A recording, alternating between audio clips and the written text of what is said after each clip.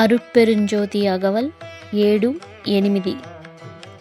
இகநிலை பொருளாய் பரநிலை பொருளாய் அகமர பொருந்திய அருட்பெருஞ்சోதி.